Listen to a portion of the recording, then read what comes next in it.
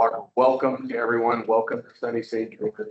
And so we're glad to have all of you here. Item number 2 is a review of, and what you want to roll first? I think there's a chat. Okay. Y'all know this here. Everybody's good with it. We have no Zoom. It's down worldwide. It's been tariffed into 20%. It might have been. I don't know. Item number 2 then, a review and approval of our minutes for the last meeting. And I think everyone should have a copy of that. Is there a motion? Motion to approve the minutes. Second. I have a motion and a second to approve our March 24, 2025 board minutes. All in favor say aye. Aye. All aye. Well, are there any opposed? All right, those minutes are approved. Sorry, who was the second? Okay, good.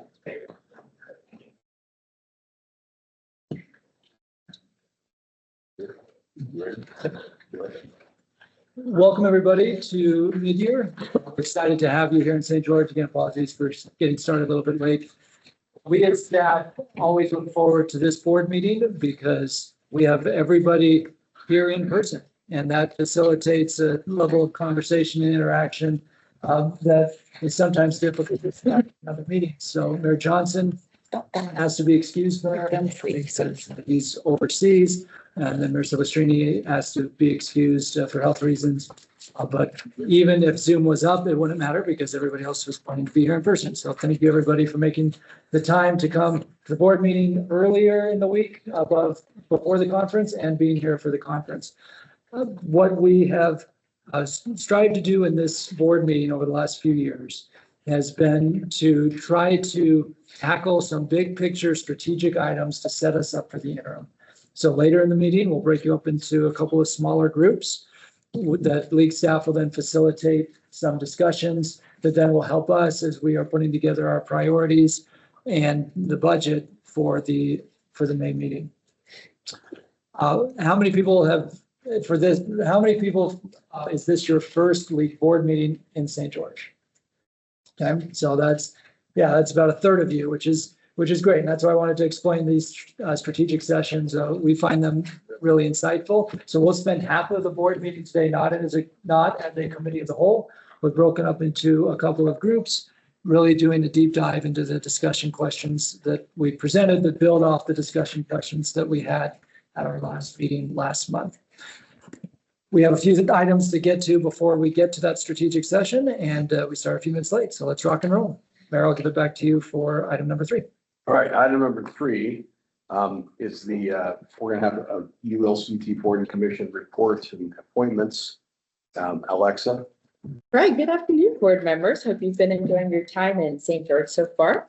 I have 2 items on my agenda for today, and then I'll hand it over to Cameron to give a Commission on Housing Affordability update. So first and foremost, the term of ULCT's representative on the Utah State Retirement Board Membership Council is expiring June 30th of this year. This membership council is responsible for making recommendations to the Utah State Retirement Board regarding its benefits and policies that the retirement board administers. ULCT staff is recommending that the board reappoints our current appointment, Clearfield City Manager JJ Allen, to continue serving on the board for another term. So he will serve until 2029 now, if you choose to reappoint him. And JJ welcomes the opportunity to serve. Next on the agenda. Can you just stay on that board until he retires? If you choose to let him do so, absolutely, Burton. Next on my agenda, so SB 323 was passed this legislative session, which created the Asset and Investment Review Task Force. This task force is responsible for identifying public funds and examining and recommending investment strategies for those public funds.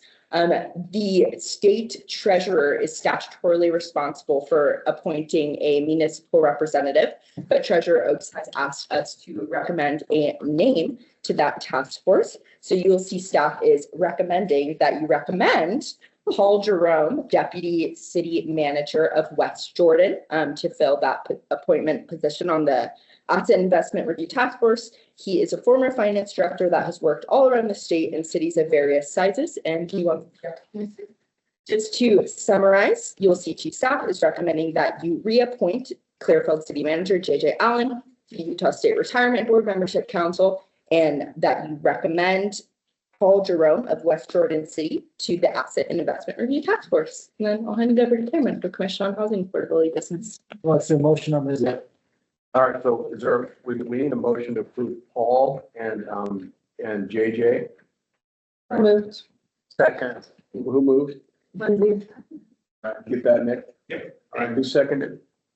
Thank you. We have a motion and a second to approve both of those gentlemen to those very assigned positions. All in favor, say aye. Aye.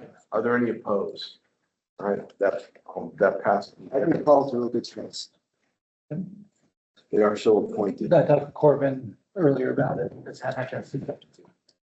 So item number 4. Before we leave item number 3, let me just give a quick update on Commission on Housing Affordability. The League appoints there.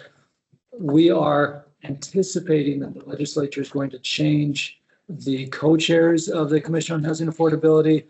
And I was going back and forth with one of the current chairs, and he was hoping to have finality by this meeting when we were chatting yesterday.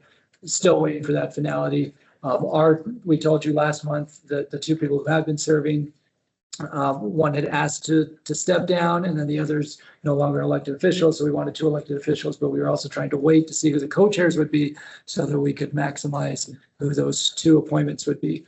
Additionally, the Utah State Housing Plan effort, phase 2 effort is now underway. They had their first work group meeting yesterday. There'll be 5 different work groups. We'll talk about that in more detail, but we intend to, like we did last year, have league representation on all 5 of those work groups. And that also will inform who we recommend for the Commission on Housing Affordability. The commission will start meeting in May, but we as staff weren't ready to make a recommendation to the board today until we got a few of those other details finalized. So our request to the board would be, recognizing it won't meet till May 19th and the CHOM may meet before then, is that we will check with the officers once we have those other answers, and then bring back to you in May for ratifying vote. These are the people that we recommend for the 2 on the CHA and for those work groups. So we don't have names for you today, but that's our plan. And we also wanted to use this week to inform the membership. Here's what's out there. And then there may be people who will want to be involved in the different work groups that weren't front of mind for us, that we want to be able to consider this week and then follow up with the officers next week. Any questions? Thank you. Item number 4, our 2025 quarterly budget report, check register. Nick, go ahead, sir. Great, thank you, Mayor. You'll see in your packet our Q3 budget report for this year. As always, I'd like to remind everyone when I refer to the percent of budget throughout this memo, I'm talking about our core budget, which does not include the local administrative advisor program, which is a $1.58 million appropriation from the state. That kind of throws things off. So I want to give you a good picture of what our core budget is. Overall, by the end of this period, we collected just over 101% of the core revenue that we're expecting. 69% of that core revenue comes from membership dues, and we are just over 100% collected at the end of Q3. Now, the reason for that, we don't have more than 100% membership. We like the budget just a little under in case there are folks who have not re-upped. So far this year, I'm looking to Angela if she knows better than I do. I think there's less than a handful that haven't paid their dues yet. I think we're sitting at 4. Let's see, sponsor and donation revenue accounts for about 11% of our revenue, and we've collected just over 96% of that. We do expect to hit 100% there. We just need to invoice a couple more sponsors. For registration fees, which account for 12% of our revenue, we have received just over 107%, with more to come in from mid-year. So we are looking really good from both of our major events, and which is mid-year that we're at, annual in September, and then also including Local Officials Day, which is a much smaller amount of revenue, but we are looking very good there. And even better in exhibit-based revenue, where we are at 113% collected. In grants and special projects, most of those, and I've explained this before, including ARPA and Your Land, Your Plan, we received that revenue, and then that is put on our books as a liability, and then when we receive it, or then when we spend it, we recognize the revenue. So we're looking at about 70% there. We've also received the first installment from the local administrative advisor grant this fiscal year, which comes in at 90%. And then correspondingly, we send 90% to the AOGs right away. And then we will receive the final 10% in Q4 after we've submitted our final report. Cam will get into a little bit later about some things that are happening next year for the local administrative advisor program, but none of those changes affect what we're receiving this year. So we will receive 100% this year. On to expenditures, overall, we have spent 68% so far of what was budgeted for this fiscal year. Q3, we are 75% of the way through the year, so we are looking good there. Personnel makes up over just half of our core budgeted spending, and we are at 72% spent there, and that is due to having a vacancy for a short amount of time. Our operating and engagement expenses are over 18% of our budget, and we are just about 58% expended there. Events are just over a quarter of our budget, and through the first 3 quarters of the year, we are at about 70% there. We will have some more expenses coming in after this, when this event wraps up, but we plan to be right on track there. And as mentioned with grants and special projects, we are at 50%, just over 50% spent, because most of those are we recognize the revenue when it comes in. And also our LAA expenses are at just over 83% so far this year.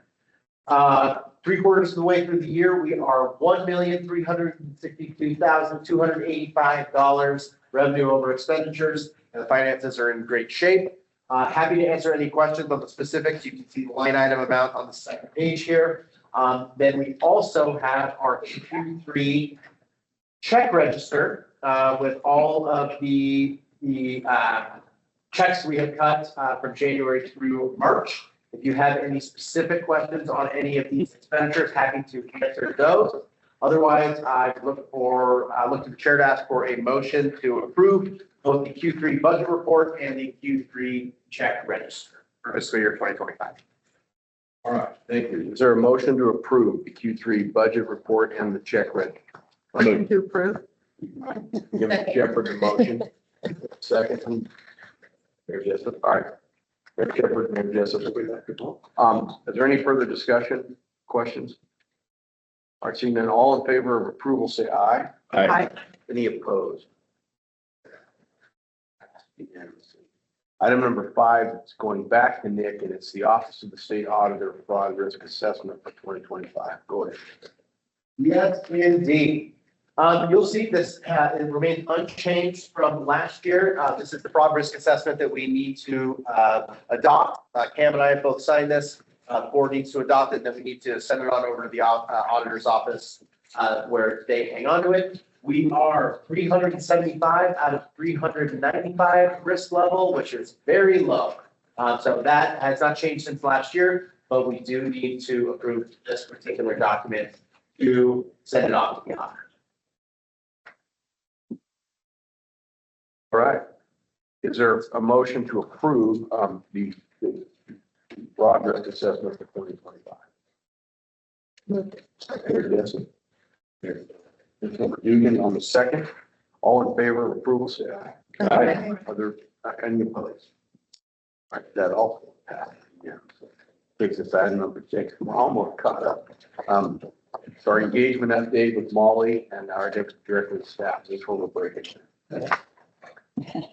All right, well, come on. Hello. So engagement report. You should all have our annual advocacy, engagement, and operations report in front of you, AEO. Kathy on our team worked really hard on assembling all of that. Shows a lot of our deliverables for the year. Kathy, I don't want to be about anything you want to highlight in there, or you just see something. I want compliments only.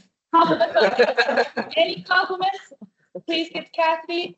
Any criticism, just file that away. Additionally, you are all here, obviously, for mid-year. Is Katie in here? Okay. If and when we get Katie in here, we'll go over final registration numbers, but we have well over 500 folks registered, and we're really looking forward.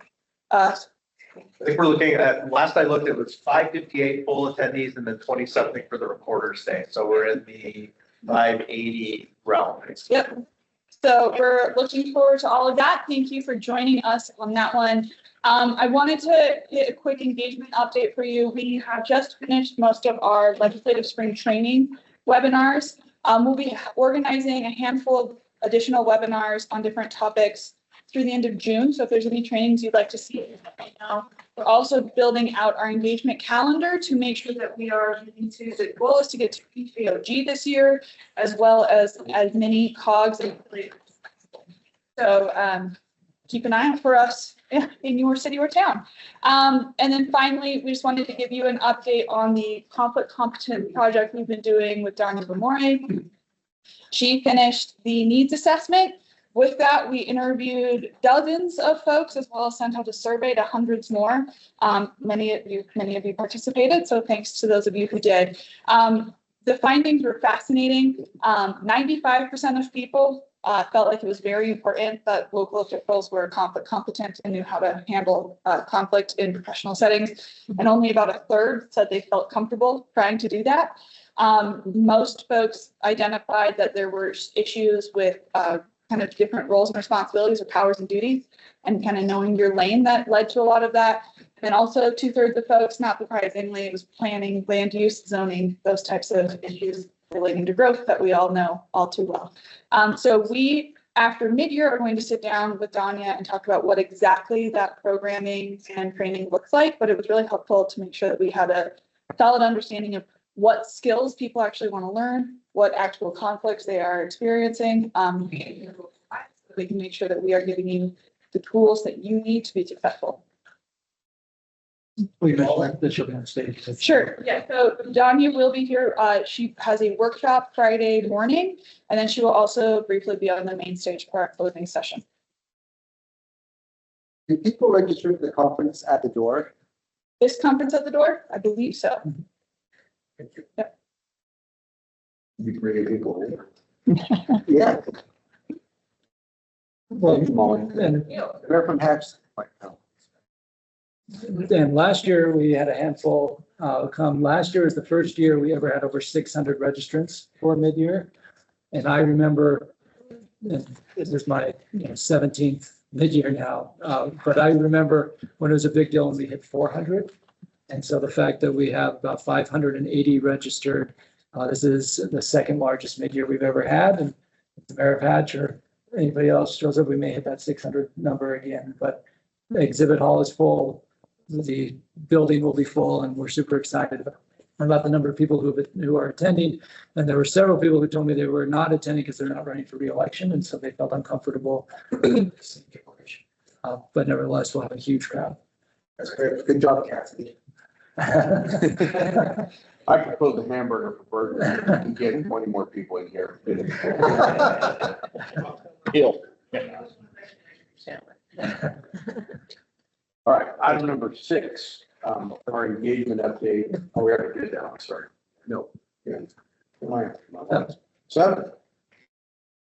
All right, item number 7, advocacy update with Justin's going to give us a report on federal transportation committee attacking executives for bonds. Really exciting stuff, Justin. Oh, wow, really exciting stuff. Really exciting stuff. Go ahead. Really exciting stuff. No, but it's even more exciting because I've delegated all these presentations to other people. So on federal transportation funding, we're going to give Andrew Gruber from WFRC 60 seconds. 60 Quick update. 2 minutes. I haven't done anything ever in 60 seconds. I'm Andrew Gruber, a friend of the league, executive director of the Wasatch Front Regional Council. I know most of you, we are one of Utah's 7 associations of government. We are one of Utah's 4 metropolitan planning organizations. So all of you are in an AOG, most of you are in an MPO. Have you noticed that there's a lot of stuff happening in Washington right now? I'm going to talk to you briefly about one of those items, and I'm going to look to Miranda Jones-Cox, who is our government affairs manager, to yell out and correct me at any point or grab the hook whenever I need it. So in Utah, we get a lot of funding from the federal government for transportation. It's core to UDOT maintenance of their system. It's core to our building out our transit system, maintaining and expanding our transit systems. And then local governments are able to access federal transportation dollars. via grants through our organizations, and then also applying directly for federal grants. Now, you know that there's been a lot of uncertainty of late around federal dollars as the administration considers what's the right approach going forward for federal spending. There's federal transportation money falls into two basic types. One is formula money that just comes every year by operation of law. Those monies are continuing to come, really important. And then there's also these discretionary grants that you compete for. Many of those programs are on hold. They're kind of frozen unofficially as they are being reviewed. As we look ahead in law, I'm not going to exactly predict for you what's going to happen with all of those discretionary grants. The question is, right now, the programs that have been authorized by Congress, will they continue? And then the bigger picture is, in the years to come, what is going to happen? Will Congress continue? Will the administration continue making those grants available? So we collectively, and when I say we, I include all of you as members of our organizations, the league, the counties, but the transportation agencies, UDOT, UTA, the other transit agencies, the MPOs, we all work together to identify what's really important for Utah in many areas, but in this case, on transportation. And we put all of those priorities together into shared principles, and you have them on the screen, and they were in your packet here about, and we call this reauthorization, because the main federal action on transportation is adopting a law that authorizes the policy and the spending. So you should feel good. I think we should all feel good that Utah, we are known around the nation for our collaboration, figuring out what's most important to us. And then, Mayor Kaufusi is nodding. You've been with us on these trips to DC as chair of MAG, former chair of MAG, on expressing what's important to Utah.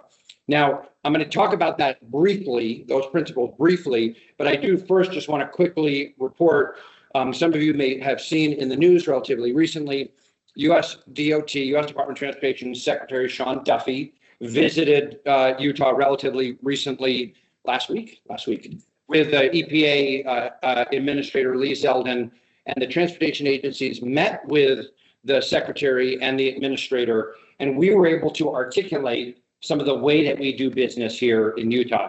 And that, I think that business, the way we do it, is captured in what we call Utah's Unified Transportation Plan.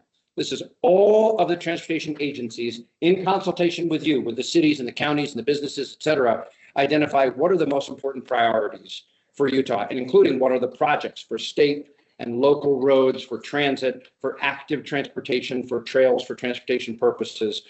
All of those are wrapped up in Utah's Unified Transportation Plan. We shared this with the secretary, and I think it's fair to say that he was impressed with the collaboration. We collaborate together, identify priorities, and he said, that's the way it should work. There shouldn't be infighting. You should work together to identify priorities, because then we know that the money that's being invested, whether it be federal or state or local, is prudently being invested to the highest priorities. So he was pleased about that. There was a particular focus in that discussion around what I would say is Utah's #1 priority ask from the federal government right now for transportation, for the front runner. And now it doesn't serve all of your communities, but it serves the majority of the state of Utah, and needing to enhance that. Those are the two, yes, okay, those would be the two top summary items coming out of that meeting with the secretary. Now, on these principles, okay, I thought they were going to be bolded. Okay, so what we have here, I'll just note real quick here, going down the list, Utah's one of the fastest growing states in the nation. Oh, look at that. Thanks, man. Utah's one of the fastest growing states in the nation. Our population is growing. Transportation is really important for mobility and economy. Utah's nationally recognized for its data-driven collaborative planning processes through Utah's Unified Transportation Plan, as I mentioned already. Federal funds are an essential component of transportation funding in Utah. And then finally, as background, investing in transportation infrastructure is a national priority and a core federal role. Now, let me make one editorial comment before I wrap up here. The editorial comment is, we know that we can't simply go to Washington and just say, give us more, and keep every federal program going. The current federal transportation program had a myriad new discretionary grant programs. With the debt and deficit that we have, we don't think it is fiscally or politically prudent to say, just keep all the money coming. We have to be prioritized on what are the most important programs. And in keeping with that, we've developed, and if you can, whoever's controlling this, go down to the next.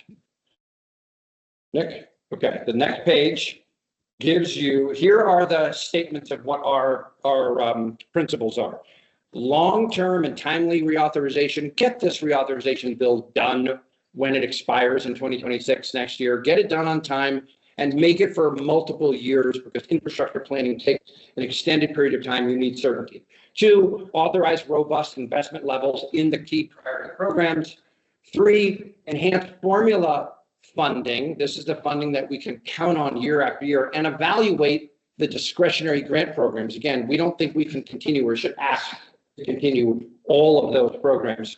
And then 4, have sustainable funding mechanisms. You know, Utah's a leader on the road usage charge. Some of you have heard about this. The gas tax is not going to be adequate to maintaining infrastructure investment going forward. So we have to have sustainable, innovative funding mechanisms. And then finally, streamline processes and improve project delivery. There is sometimes process and requirements are good and they're well-intentioned, but collectively it takes too long and there's too much delay and therefore expense in a lot of infrastructure processes.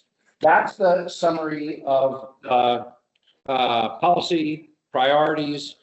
Cameron, I know, is working and involved with the National League of Cities as well. Our organizations nationally are collaborating together to make sure that the programs that are important to Utah and then also to local governments are being highlighted. Any of you that want to dig into this stuff more, some of you are probably like, whatever. And some of you may be thinking, I care about this a lot and I want to dig in. We're happy to work with you and want to make sure that, again, we're speaking with one voice, being prudent about the use of all federal, state, and local dollars and identifying the most important priorities and then moving them forward to keep Utah moving. Transportation is really important to quality of life in many ways. Okay, thank you. Okay. So quick thing on this. So you'll see our logo is there on the sheet. Because the secretary was coming into town, we said, we have a board meeting coming up, but we don't have time to wait for the board to say, let's put our logo on the sheet. So we need a little bit of retroactive authorization to do what we already did. But going through these principles, we thought they were good. This really was a reauthorization of principles from a couple of years ago. So what we're looking for, 1, was thank you for that, Andrew, great overview of what's in this and why we need it. But 2, just looking for the authorization for the board that this is the direction we want to keep going down the road. Since we're talking about transit. Well, I will note that in addition to the logos that are there now, there have since been a number of other organizations that have signed on as well. So Utah Association of Counties have signed on, some of our other MPO partners, the Associated General Contractors, like there's a number of industry and government partners that are now signatories on this letter. Yeah, And then, thank you. and let me tell you what it means. I mentioned to this board a few months ago after the November election that the National League of Cities was trying to figure out their lane in the new administration and with the new Congress. And we're fortunate, Mayor Shepherd served on the NLC board. And Mayor, I'll turn it to you in just a second for additional commentary. I've tried to prioritize meeting with other state league directors and with NLC staff to again identify what are the priorities that matter most to Utah over these next few months. We've identified staff and are bringing for you, you'll notice in the action, it says confirm approach on tax exempt municipal bonds and confirm approach on federal transportation funding. We as staff are recommending that those are the 2 areas where we most lean in, really in a way that maybe we've never had to do before, just because of all the uncertainty federally. So there are lots of different things we can look at a federal level. We felt these are the 2 that impact the most cities where we need to highlight what those impacts are. And before you can talk about specific policy, you need to make sure we're all in alignment on the principles. And these are the principles from all of our allied organizations. Any questions on this before we move on to tax? Mayor Shepherd, anything you want to add? No, we met at the board yesterday, and that's actually the board's direction as well. That's, we heard from every city on the board, was that's got to be the big things we go after. We get a motion to approve the logo, move it to the left for WFRC. That's actually the logo that, sends us back on the, anyway, yeah, we're so really just looking for Where's it a going? motion. We've already put our logo on. The logo's on it. We're looking for a motion to Ratify the already. ratify the direction we're taking with these principles. Motion for forgiveness for the staff. Motion for forgiveness for the staff and ratification of these principles. We get those quick. Of course. Got one? Someone, Mayor Palmer, aye. Second? Okay. Aye. Mayor Tran. All right, all in favor, say aye. Aye. Any opposed? That passed. Okay, my 1 minute's up. Likewise. Yes. Yeah, take that one. Okay, so tax exempt municipal bond status, when we were in DC, we told you and shared the packet last month that we did some analysis of every tax exempt municipal bond that could be affected in Utah if the tax exempt status was removed, and what that impact would be on local governments and really on taxpayers, right? The federal government may remove that tax exemption to pay their bills, but in actuality, they're just pushing the bill down to you and back to the same taxpayers. So again, same thing as before, we want to confirm the prioritization of these two issues so that we can in turn prioritize our time and bandwidth. I've got meetings with the House of the National League of Cities the next few weeks on both of these to talk to them. One particular piece of strategy I want to highlight, and again, seek board approval because it's something we've never really done before. There is a dear colleague letter circulating in the House of Representatives right now. It's not really public yet. I asked if I could share it at this meeting, was told no. But the ask from the National League of Cities was to inform our, particularly nationally, the Republican delegation, which is our entire delegation, and urge them to sign on to that dear colleague. And that's something we've never done before, but based on the research we've done, we think that makes sense. And the dear colleague letter is calling on members of Congress to support preserving the tax exempt status of municipal bonds. So again, looking for your direction to prioritize this, prioritize that issue of preserving that tax exempt status. And then we can follow up with the delegation about that dear colleague letter. And we have circulated this information with the entire delegation, and then we'll continue working closely with National League of Cities on the next steps. Make that motion. All right, we've got a motion to approve that. Is there a second? Second. All in favor of approval, say aye. Aye. Any opposed? That's approved. Next item is the housing policy. Yep, you will see in your packet, there's a handout that Ivory Home sent to every city and town in the state. So if you haven't seen it already, now you've got your packet called for housing affordability. This is situational awareness. Again, it was sent to every city and town in the state, but this is what was circulated to a lot of state leaders. And so when we last met in March, we told you that the next day I was going to be meeting with business leaders from the Salt Lake Chamber and state leaders. That ended up being a 4.5-hour meeting to start laying the foundation for the 2026 session. So never a dull moment there. We also provided some links to articles, and we'll share the Arizona email on Start Homes in just a moment. Really, the main takeaway with housing plan process time Utah recommendation is we asked you a question at the board meeting in March around the starting point around housing advocacy for the 2025 interim. That will be the focus of our caucus discussions tomorrow. So we're not going to do a deep dive today because we're going to make it broader through the organization tomorrow at caucus. We do want to just highlight that the housing plan is going to have 5 work groups. I mentioned that before. And so if anybody in here is interested in participating, let us know. And then we'll figure out the right people for each of those work groups. Steve Waldrop has committed that the league will have both league staff and key lead people on each of those 5 work groups. But he is required by statute to have a state housing plan developed by the end of the calendar year. So it will be a busy interim as they work through these work groups. Carson, I put you on the spot to explain what the 5 work groups are.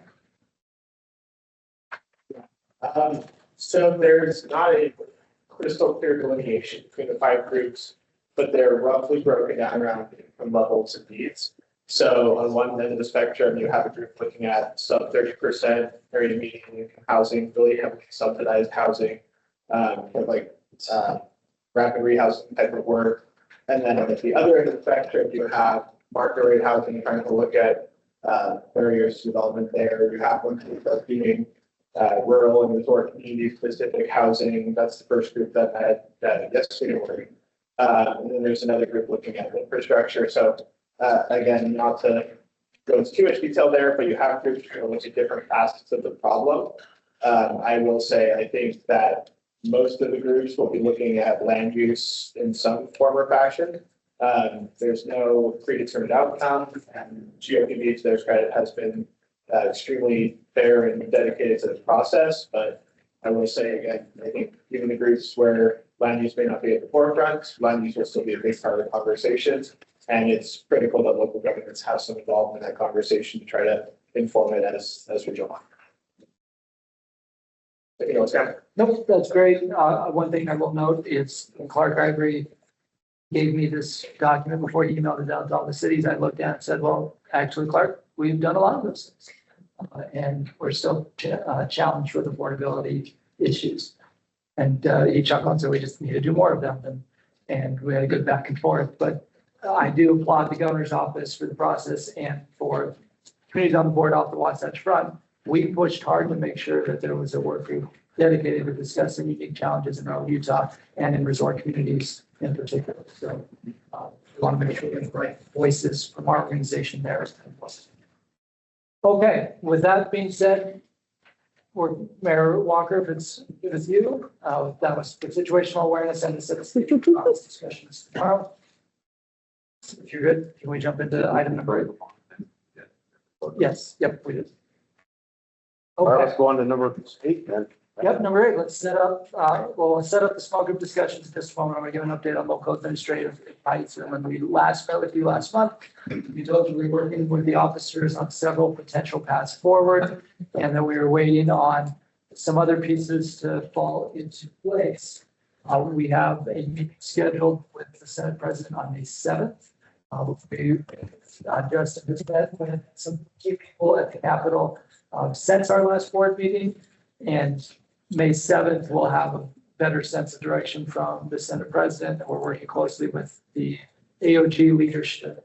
Our board meeting will be on May 19th, and local, as a reminder, the local administrative program was cut from 1.58 million to 0.8 million in the next fiscal year. So that will be reflected in our tentative budget that we'll bring back to you on May 19th.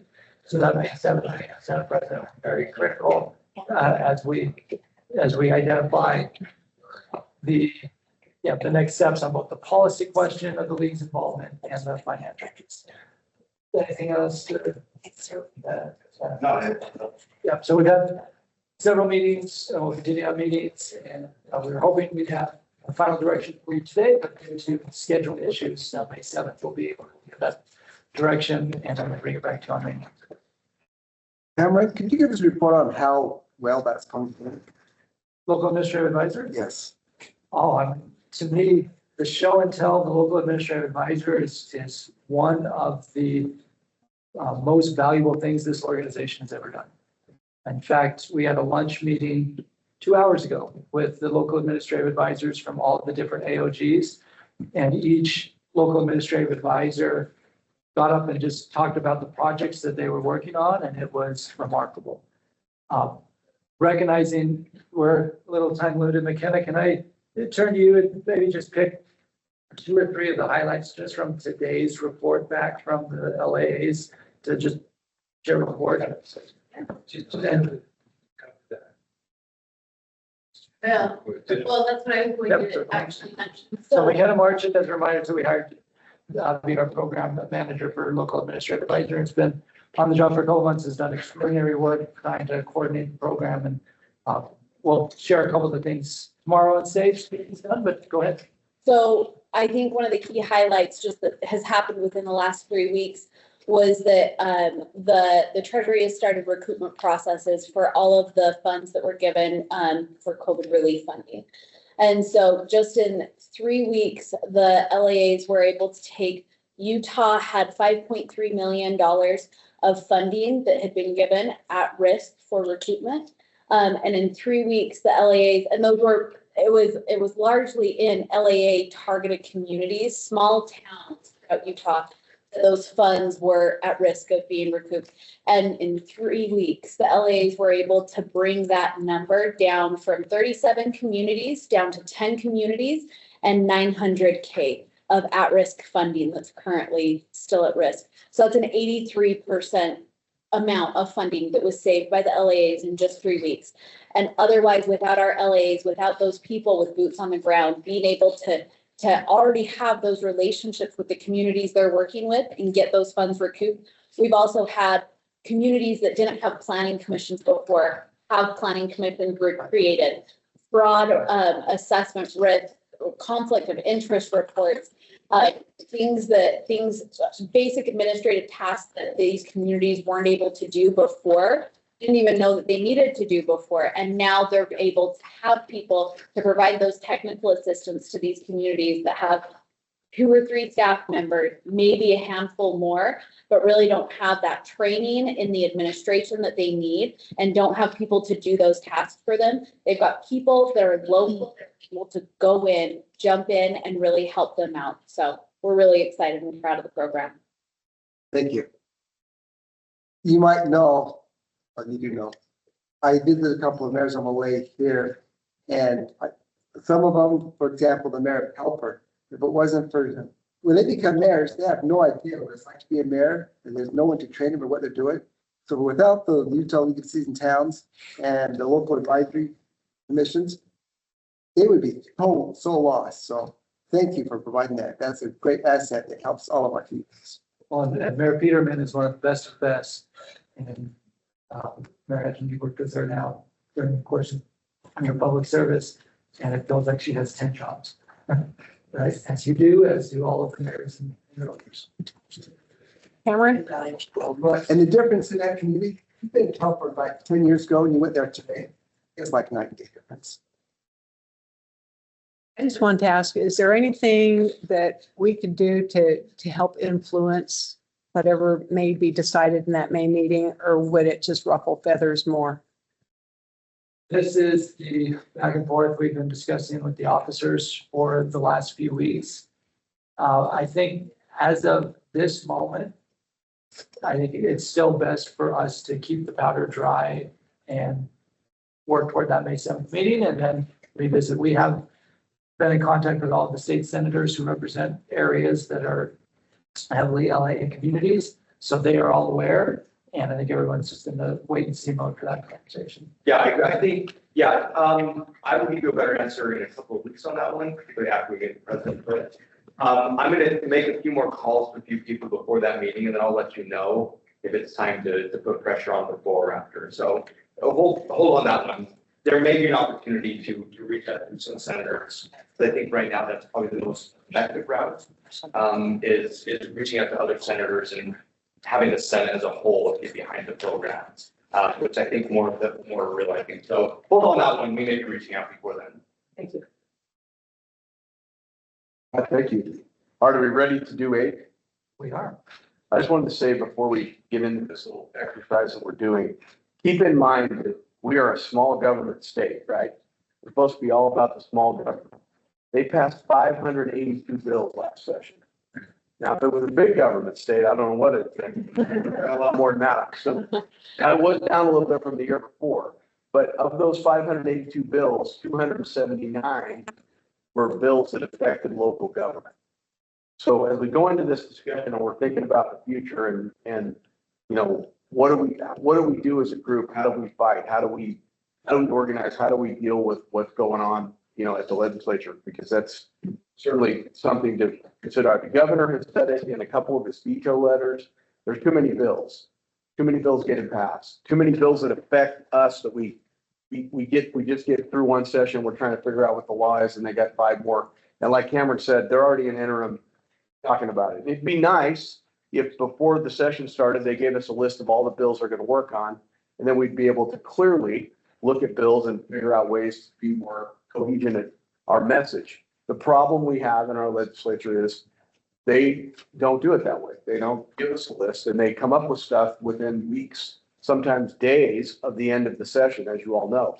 And part of the issue that maybe is a perception issue that our members have is you may think that when something happens 9 days before the end of the session, and we come to LPC and we say, hey, we're here on this. It may be a perception that we haven't been fighting it, or we capitulated, or we moved too quickly.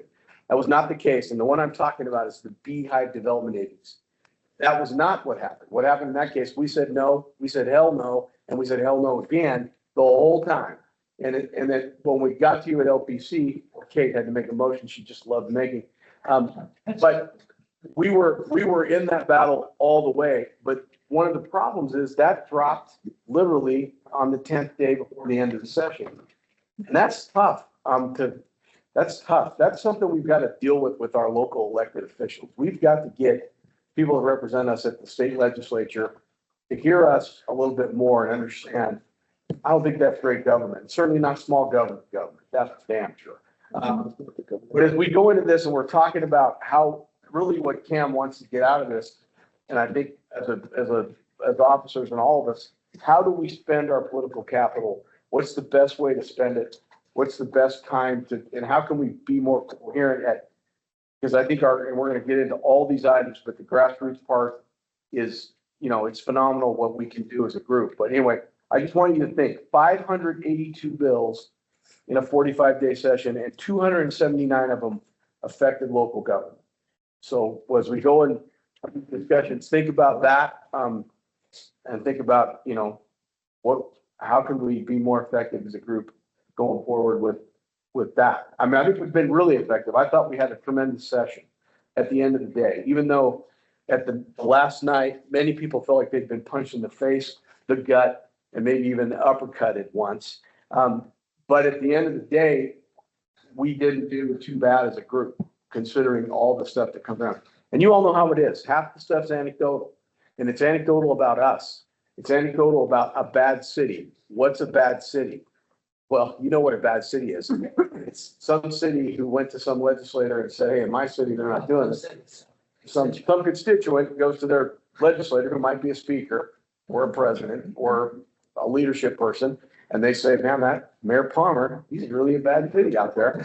And, we got to change the whole damn law to fix Mayor Palmer's anecdotal bad cityness. Not that there are dumb things we do that get us in trouble, but all I'm saying is in the context where as we talked about this, we're trying to accomplish some real effective ways we're going to be able to communicate better our strategies and what we can do to be better at that. Because I think we got to look at ourselves sometimes too, and maybe police ourselves a little bit more, because unfortunately, anecdotal lawmaking is regular. And it comes like, we all know how it comes. So that's, anyway, I've said it. Mayor Walker, Yes. I feel the real issue is those state legislators don't know us as well as they need to. When I visit these communities, and I was talking to them, they don't know what's happening in these little towns. They are making laws that will do terrible things to them, and if they knew that, they probably wouldn't pass those laws. We need to find a way to get them, especially, I'm on a rural kid right now, because I just spent last week being rural. I noticed how West Jordan was really rural. We are now. Armed chickens We need to everywhere. get them out there and let them see what that really is like. When I was riding my bike out in the middle of absolutely nowhere, I'm thinking, yeah, we have a housing problem. Where can we put another house? I was talking to the mayor right over here, and he's talking about putting in, what, 2 8-plexes? Yeah, 2 4-plexes, Well, 2 4-plexes. which would be a huge thing. That would population. It would increase it by what, 75% or 100%? That would be a major increase in that one place. And so the state makes these laws, and these poor little towns like this are like, that would kill them. Let's break up into these groups and get solving these problems. Indeed. So before we break up, let me just set the framework. Well, breaking up is hard to do. That's true. First, when we met last month, there were really 5 takeaways that came out of our open discussion. Number 1, it's a hard fought session, but our principles and our collective credibility made a difference. That helps with this lesson. 2, multiple board members raised a concern about forms and actors, and how can we address? We're going to talk about that. Number 3, the concern about the number of bills and how much effort it takes to implement them.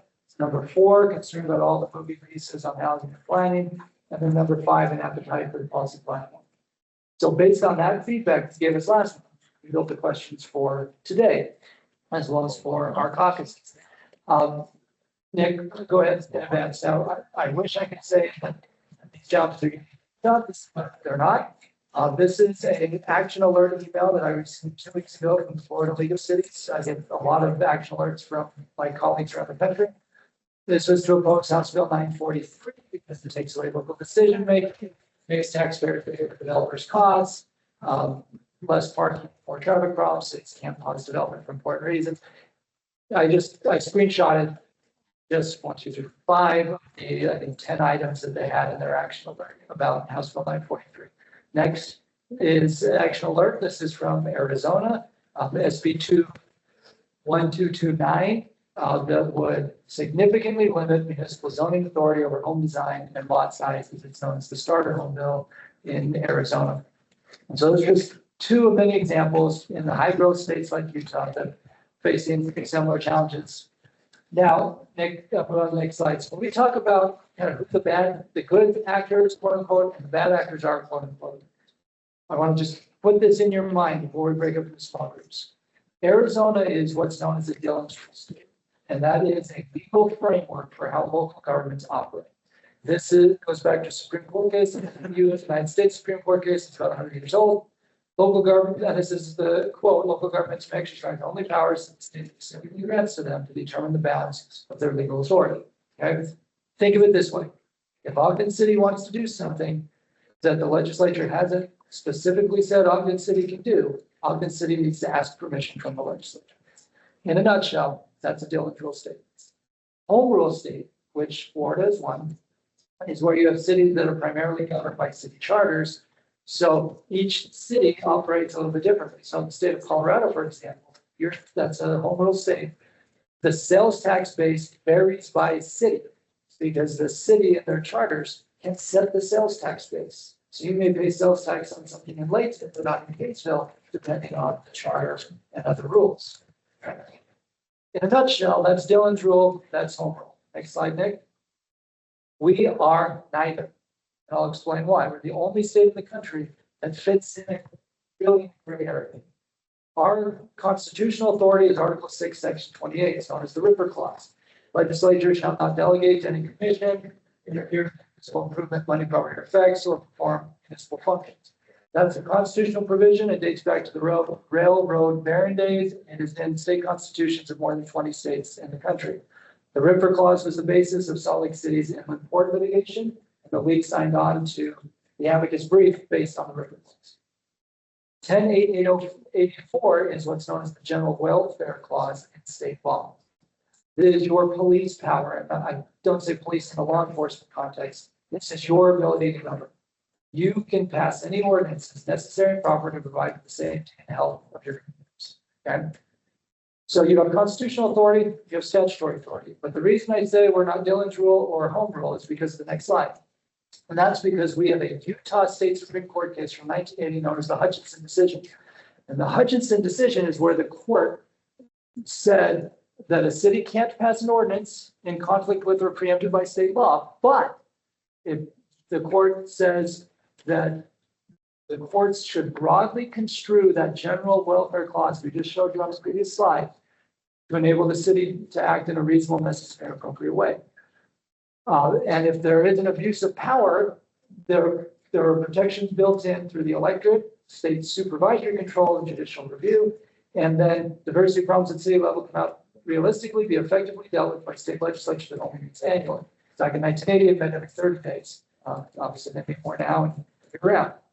And then this is my favorite line from the case. We do not accept that local governments cannot be trusted. It's forbid localities to deal with problems by local legislative action. Yeah, it's important to remember this case is about campaign contributions. Yeah. But this really forms the foundation of our legal authority as cities in Utah. So often when we talk about quote unquote bad actors, it's not that Cameron City is violating state law. It's that Cameron City is acting in a way that is broadly construing your authority. But in so doing, may be creating a political vulnerability for all cities because of what they're doing and how they're doing it. And that's a tricky thing, because often you can't point to a piece of statute and say, Cameron City is violating that statute. Sometimes we can, because we get complaints almost on a daily basis that come to us from legislators or other stakeholders. But often, it's because it's operating in this legal gray area. Nick, that's it, right? Or so, Cameron, is the problem that the state can't control what that city is doing, and that's why there are problems here. No, I think it's more this tension between how much flexibility and how much of a difference should there be in the processes between communities or the policies between communities. That's really where the tension is. And that's what we're gonna dive into. That's what we're breaking up the small groups. Questions from the board packet. We're just gonna do two groups. We have more time to dive into the questions. So group number one is gonna be up here in the corner, and just or in this corner, and Jared Antini, our legal director, Meg Ryan, our land use manager, will be the two primary point people facilitate the conversation and talk about question number one, this concept of bad actors. I want to know, every example we're going to give you in that corner are real examples where we've received complaints in recent weeks from stakeholders and from legislators about cities doing things this way. And so part of the question is, are these quote unquote bad actors? Or are they just exercising their authority in a way that creates a political vulnerability? And if it creates a political vulnerability, then what should our role be as a league? Do we stand up for every exercise of the Hutchinson Authority? Or are there certain things that if a city does that, that is unreasonable and we're not going to stand up for it if it turns into legislation? That's the intellectual exercise we want you to have in this corner when you're there. So that will be group number one. Group number two will be back here, and we're going to combine questions 2 and 3 around the relationship building with legislators, trying to reduce the number of bills, and then the league's policy platform. As a reminder, we have resolutions, but we'd like to revamp that resolution process. I want your feedback what that looks like. But 2 and 3 are really where advocacy and membership engagement come together. And number 1 is how advocacy and membership engagement come together. So we're going to take the next 50-ish minutes and have 2 groups and, about 25-ish minutes in each spot. There are bathrooms back out here and there are snacks and I think so. Help yourself, Molly. Where is my? So Molly, can you explain the separations? Well, again, if you need to grab a snack or go to the bathroom, feel free. We want to get both of these things started. We're keeping fine. One group. Other group. You want to take mine?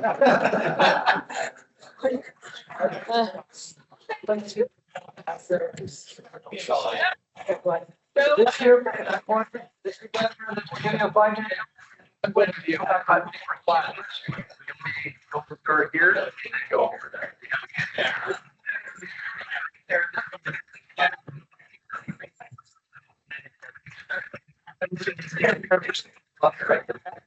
Go ahead.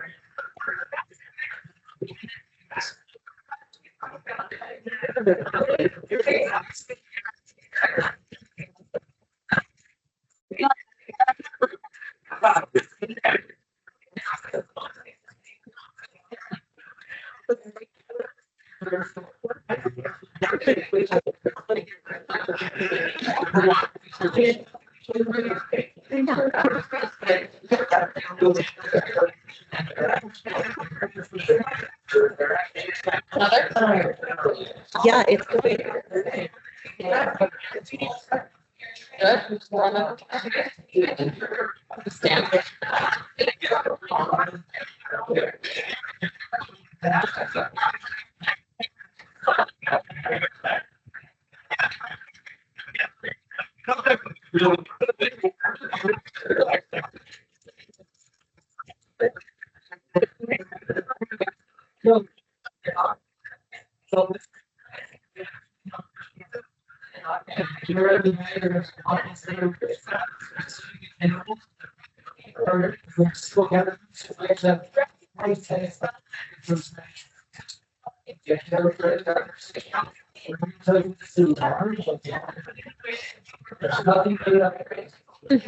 Oh, yeah.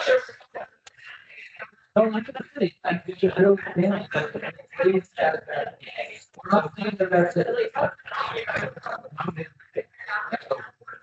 I think it.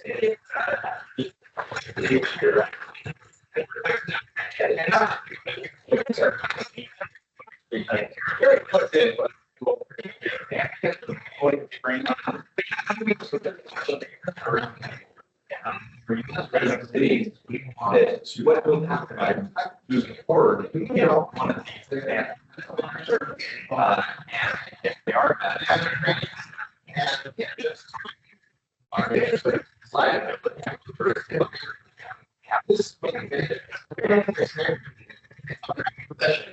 It's.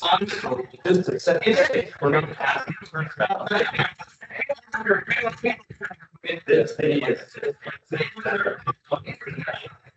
So that is.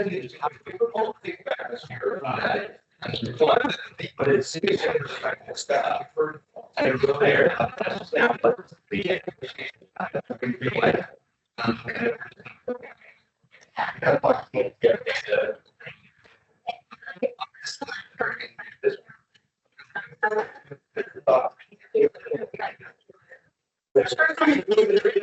Good job. There.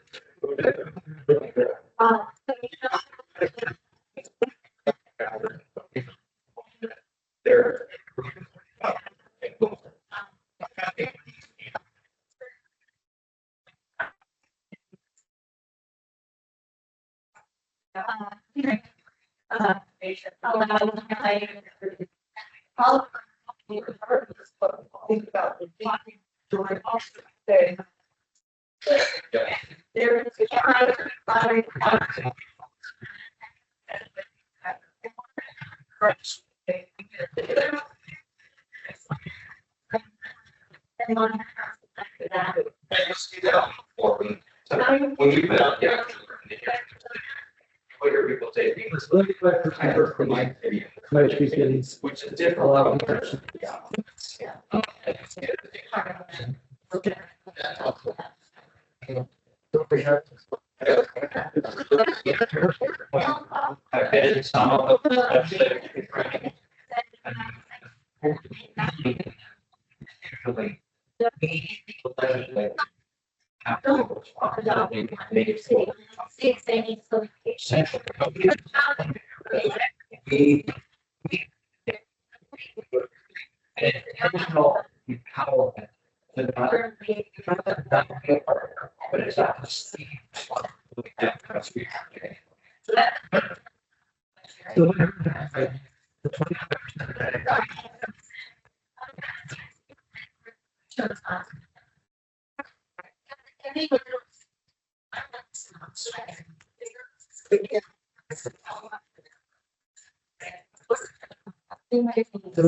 I won't call it on special. You don't have the same percentage of your thing. So just be clear, I hear about 75%. If you're not, you have to allow 75% high reference United 84 cities, 4 cities are MIT cities. 75% of those 84 allow catch of these, so 25% don't. Their burden means that's what does not make that accurate.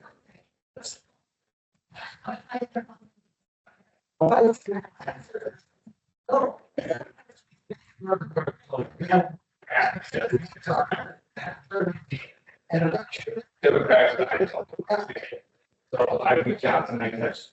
Everybody actually, it's public county.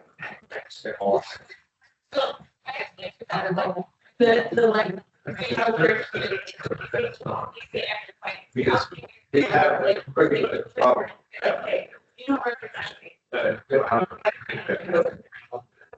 In a couple ways, we have. We actually. The competition. I say that as a mayor, this, the president. But had to sit. Living there, and find a bond, and be care.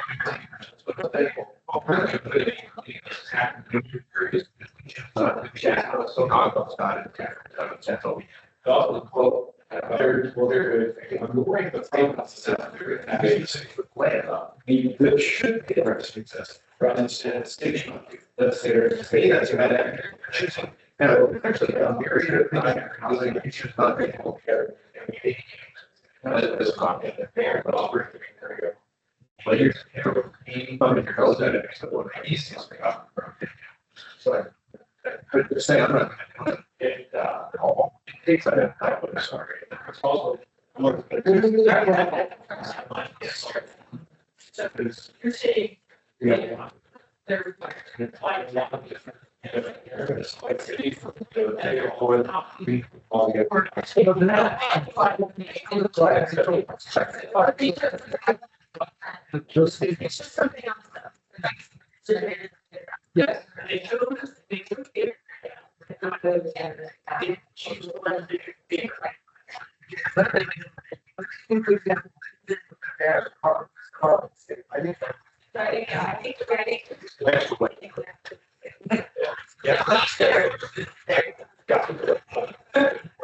and they're not going to cover that. Calorie. The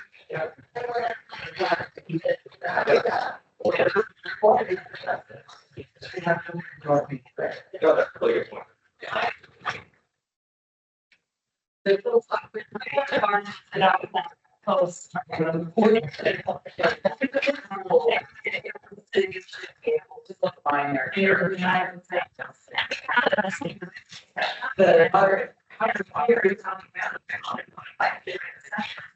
and we one question. But that one time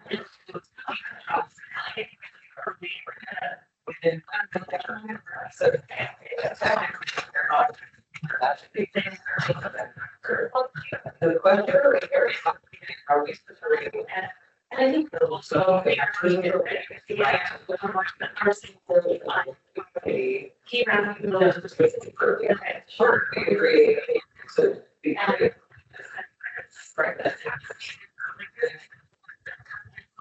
So disagree with you. Everything on that should stuff it. Really quite really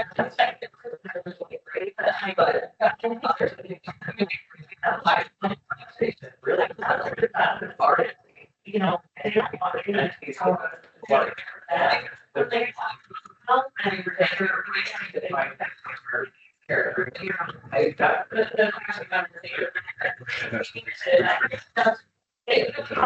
do we protect their right to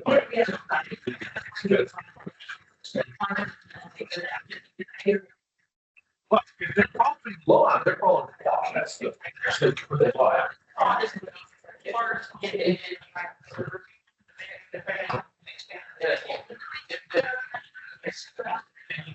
Place we have, that's what it is.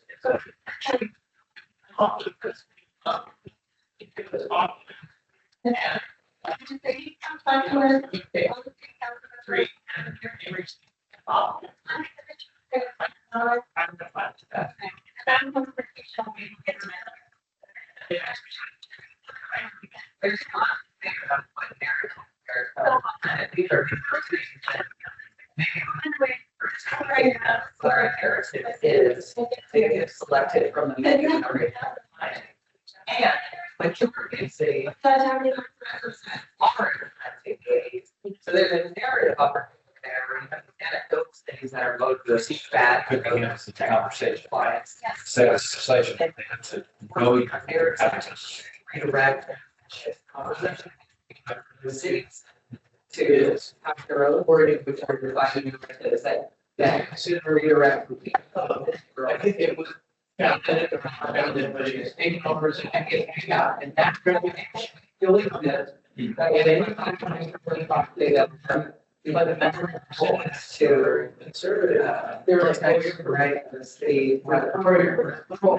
And it just starts, it starts. Councilor, can I follow the question? The point here is to get to the critical one on wheelchairs. So a bill comes out, bill says, or let's just state housing. The state housing plan says every.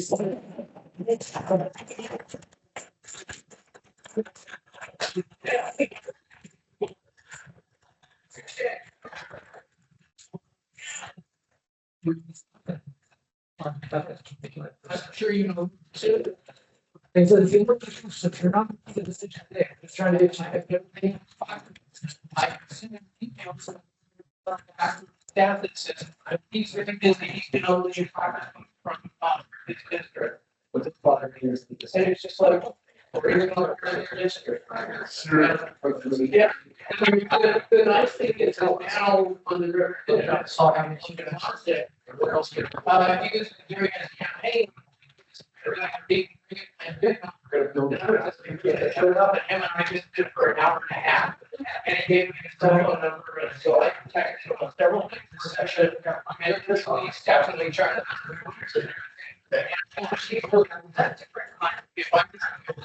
I'll get the same. Biggest guys.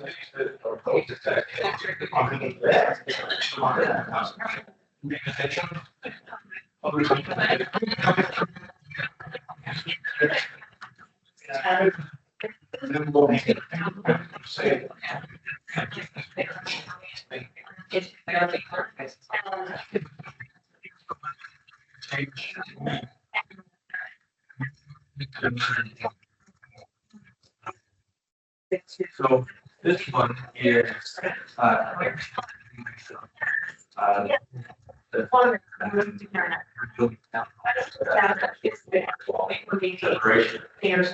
many other cities.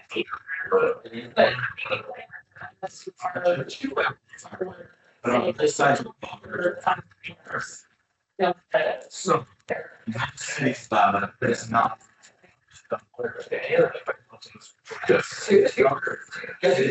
She's been very. That's the point. So if the city says.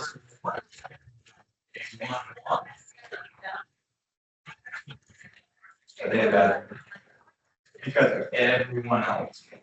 I think it's important to help them realize. That's loud.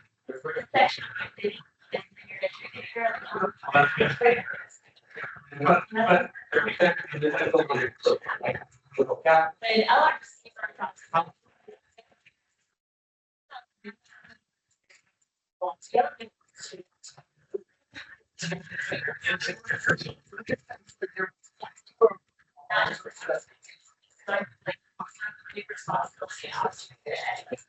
Tell me that's a difference. So that's why they shut down. And so 10 days later, that city, it's like a two.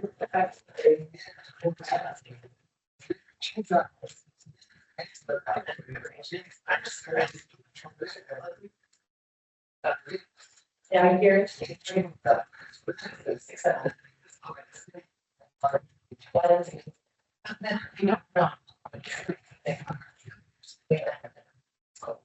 Some sort of.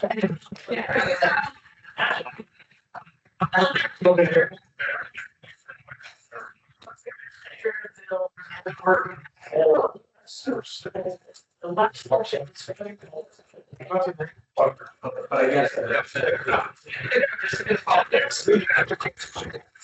Many. Fire. So I'm going to allow it this last year, but they call it the interest forms that everyone has handed on now the first of the year. And so right now, we're not with the every year when I used to work in the state election board, it's cheaper to go on gas state. And including the format.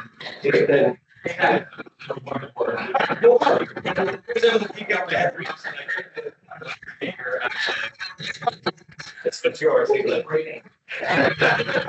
I mean, they run all the bills after a bill, and so when you come up with like this, you have that in your bill. That thing has to be like.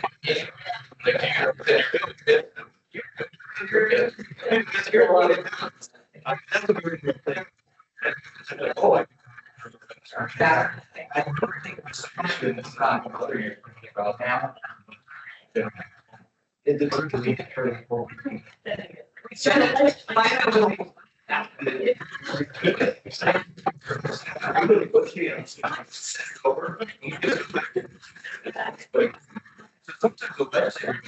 yeah.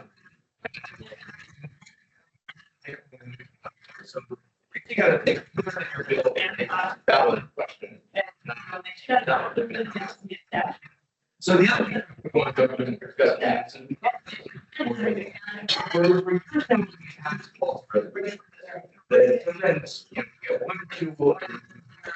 We'll look at it very specific. I think sometimes it's very reactive to something that's been lost. So we don't really have an overarching policy platform. There are other organizations that I think Kate mentioned the partner, they have its policy platform. How they do that comes up in the and so if you look at going down this road and some of the one, okay, wait a second, policy platform. And something that, so several questions.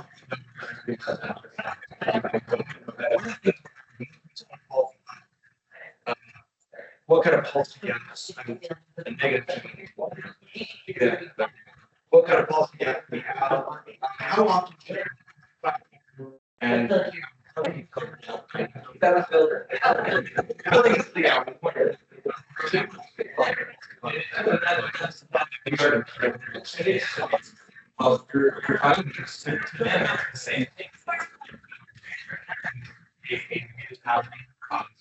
But running after this case, but he's going to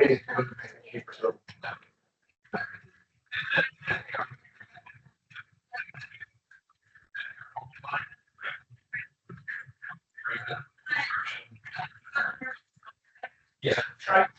Legislation is not his job itself. Right.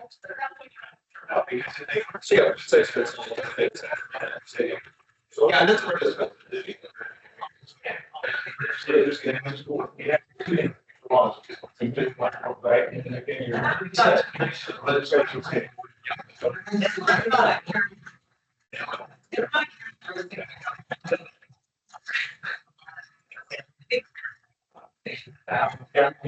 You know, it says in the cards in January, it says it's in September. Yeah. Or should be great, you can break it down. Maybe one point. Full time. Because maybe I. Probably the problem. Yeah.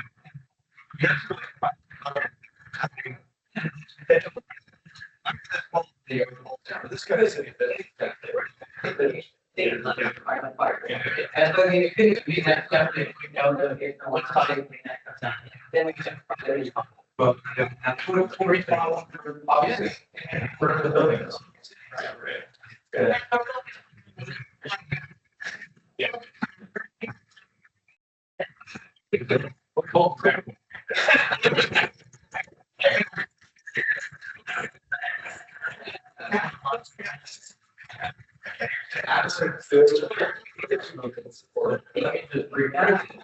So to other, are there any specific, I mean, talking about, are there any other, I mean, the yoga subject matter areas where, I mean, nuclear, anyone else?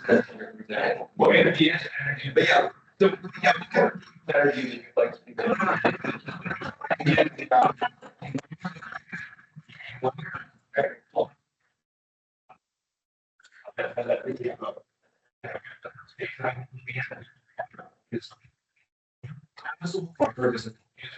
Well, along those lines, I mean, what's going to happen to the base? That's where we're at.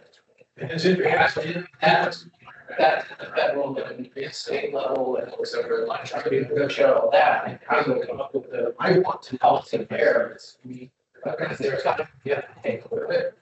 Yeah. But some thing is, so the resolution for it, you know, first, we get to session and, you know, we have to all ideas.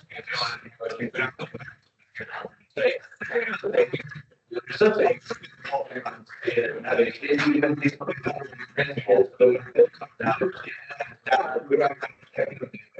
But we've got. Yeah, it doesn't have to be, you know, extreme. It's got additional stuff.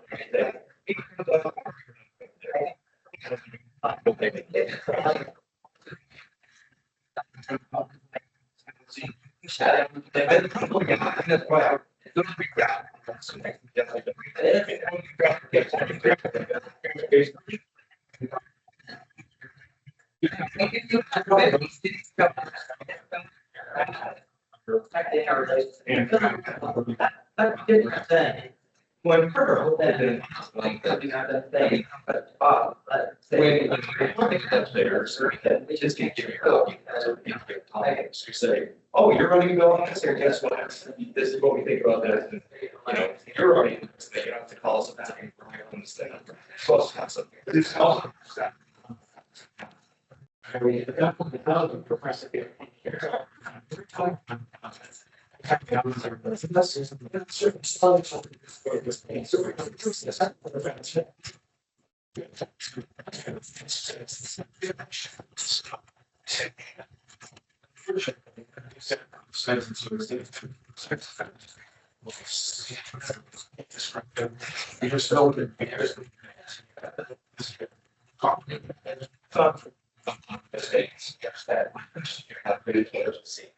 He's underneath one. So you don't make an picture together. Yeah, next day. But maybe that's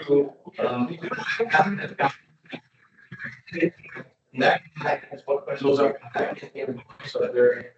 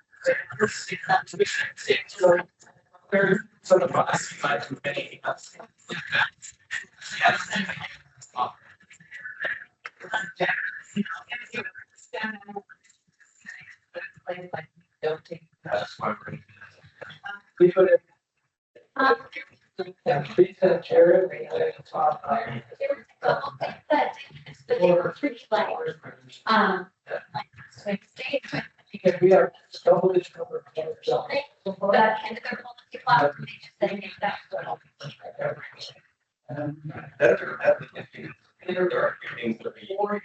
Stay out of it. And we get a place where it's kind of city versus city.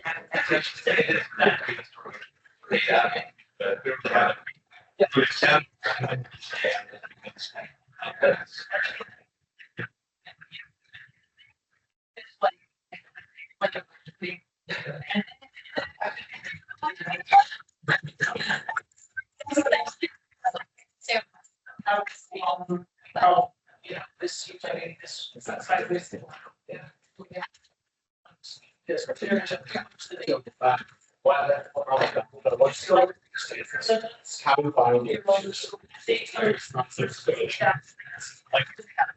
Like, you'll see people that were supported that changes.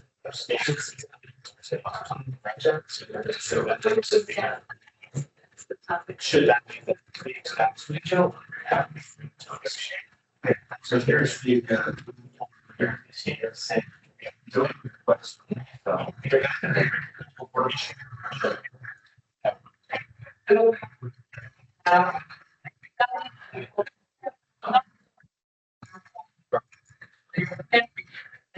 Why?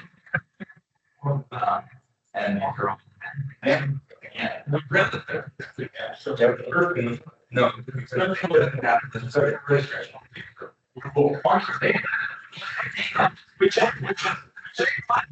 We're allowed.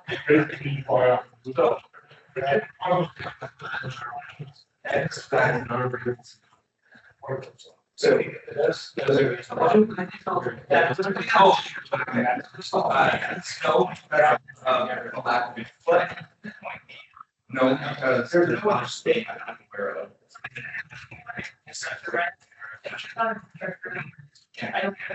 When they're in every week. So we're not in place where we have today. We're never gonna see these guys again for some reason.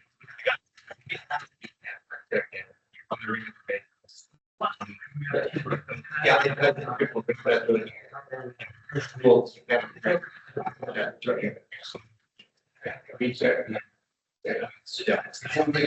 Yeah, we're not.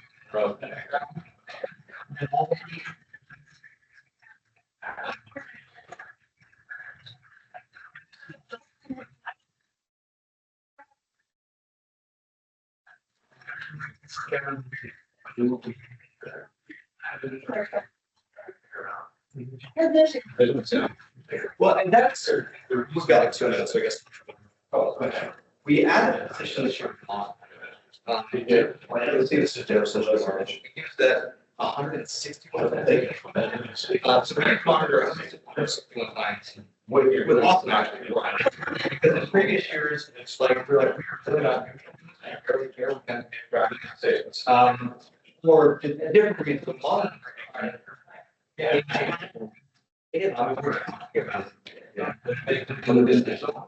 The ring has one better support. There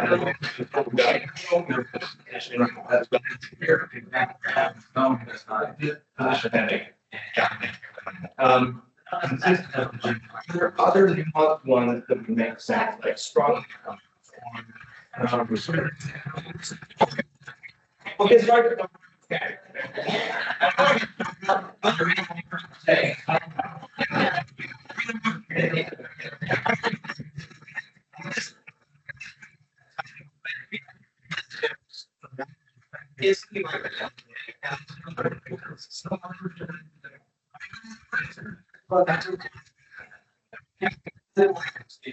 We're position technique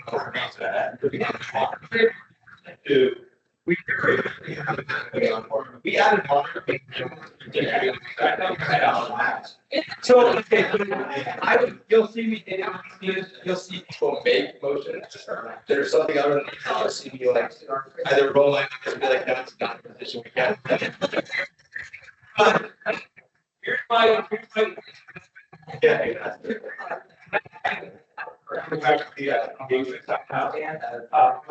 There's obviously not maybe just fine. We've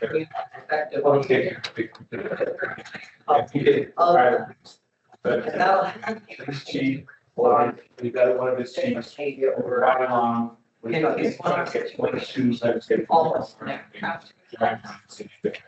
So yeah, one way to very close environment. There's the car. You just go around a couple of people have one way to and then comes the chief. Deal with this new side. Okay. So, yeah, all they dinner, although we had council said, hey. Yeah.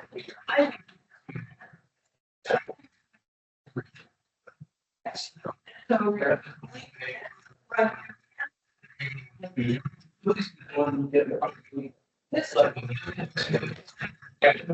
Forget it. What is it? So.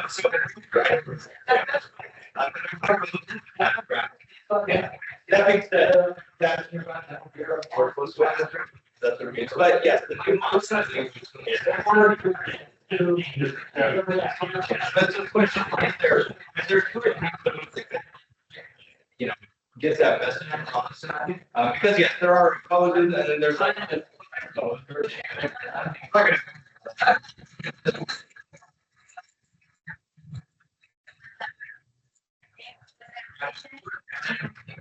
So we're going to set reset. So our position pending. So I'm hearing from all these, you guys. Let me know. Majority of our workshop. Emotional, but not the same. So. Well, we don't have that. We don't have that. And so, yeah, that's our question is, we say, yeah. I did.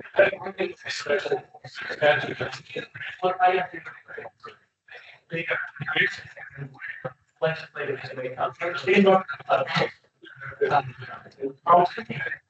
We're not there. It's wonderful. They offer. Yeah. And I'm not there. Go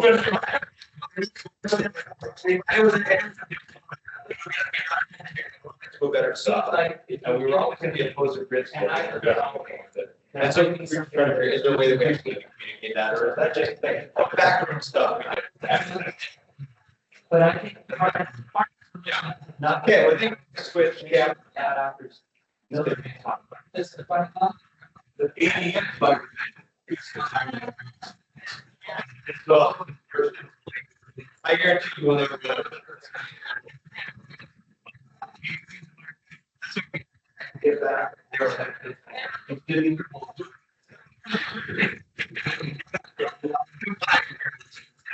It's exciting.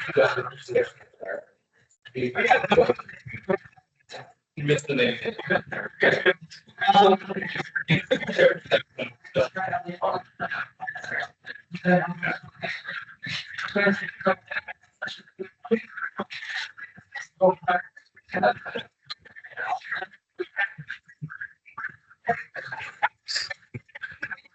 Okay, well, that's what, if we just record a video.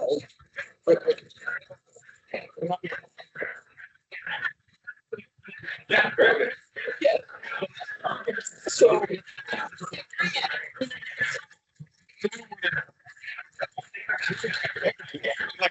I'm not gonna host the whole, but it's the shirt.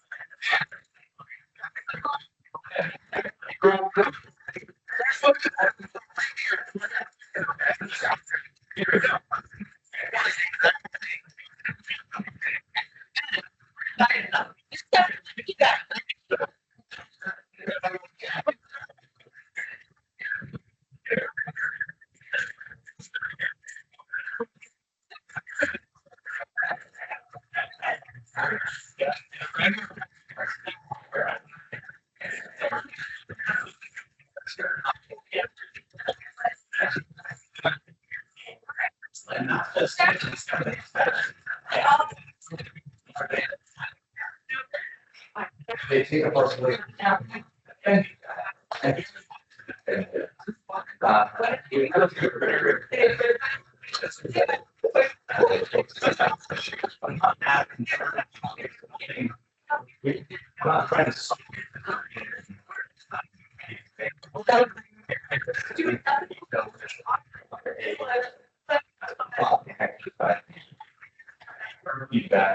You're not going to say things.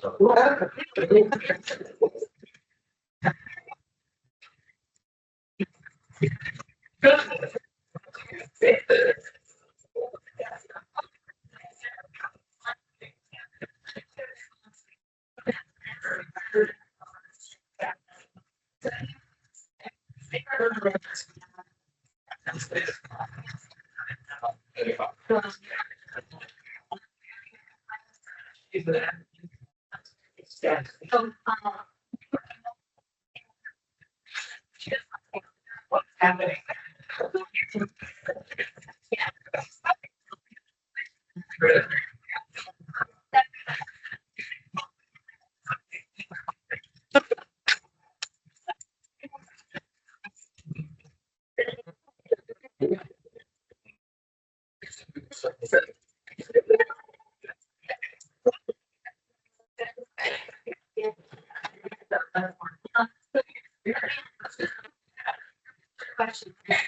That's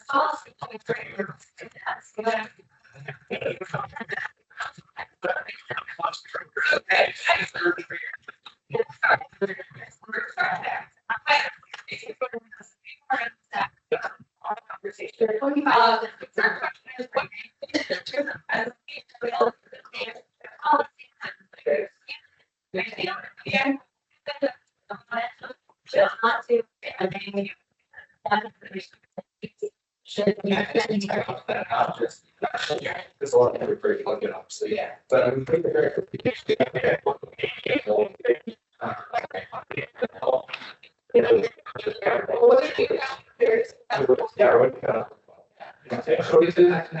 You pay 25%.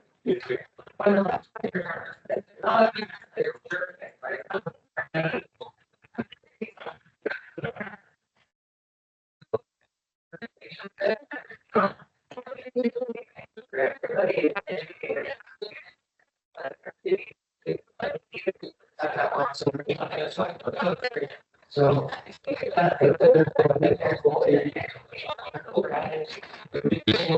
Prior to the legislation having water. Hey, did you already?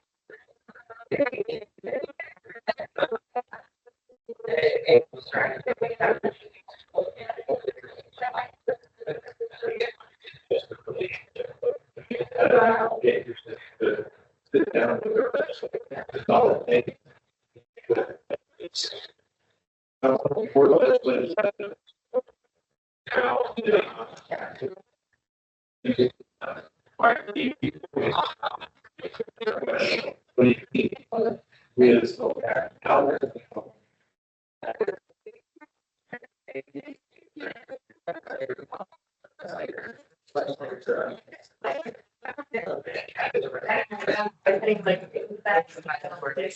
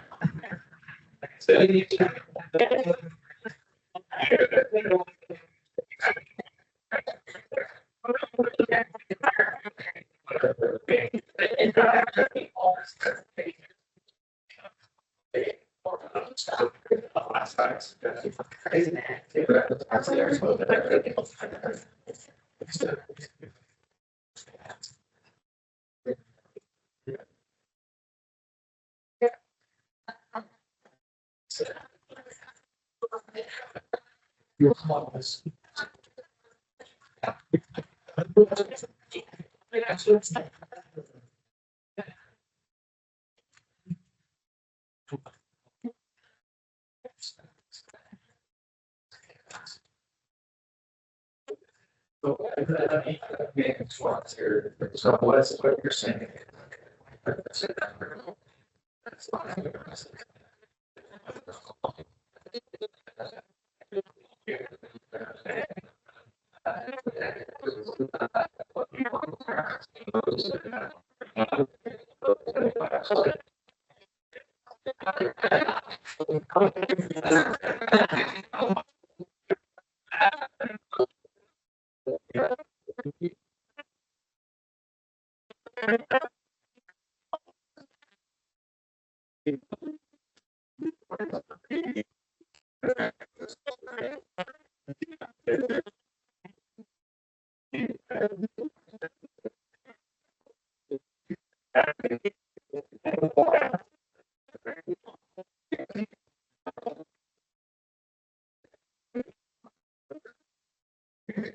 So by definition, it's we're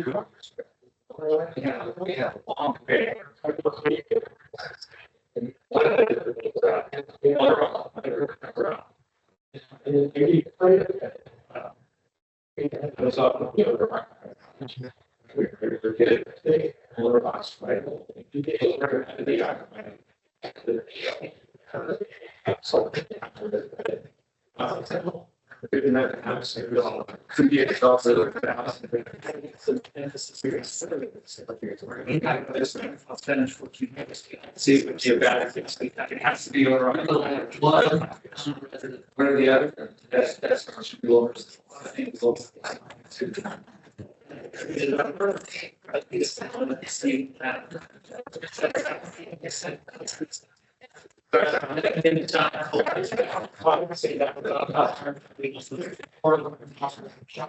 Yeah.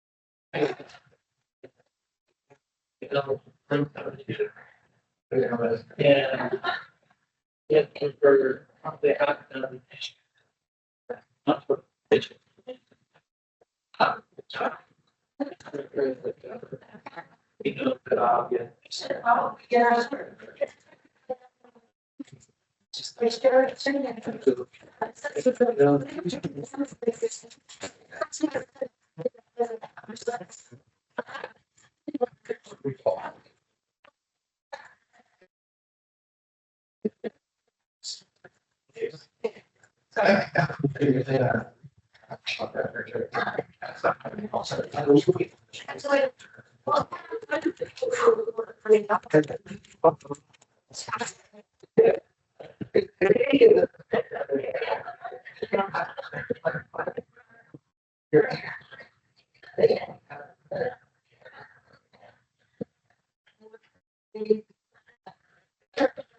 for the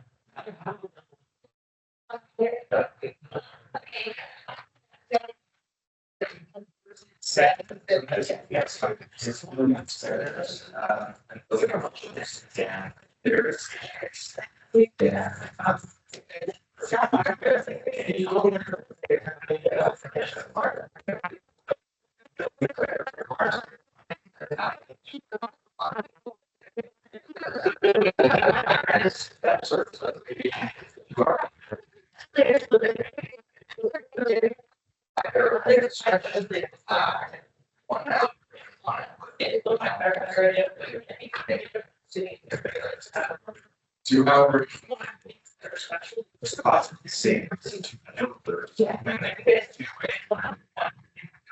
So. City. She can't.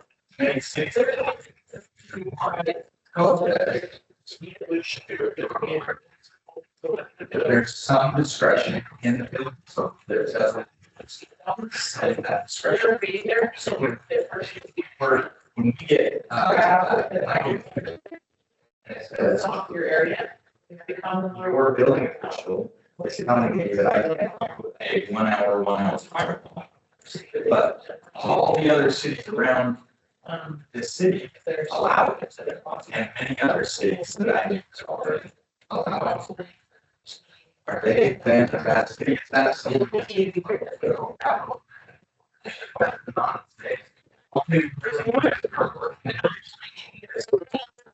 where I was say.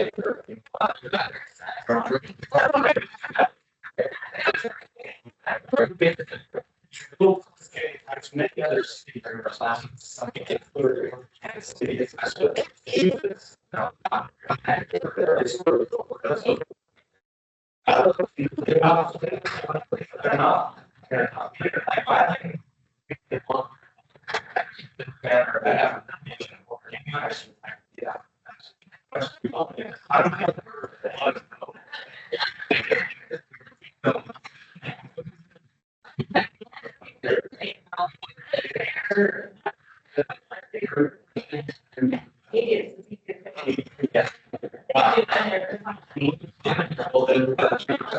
Just run the show.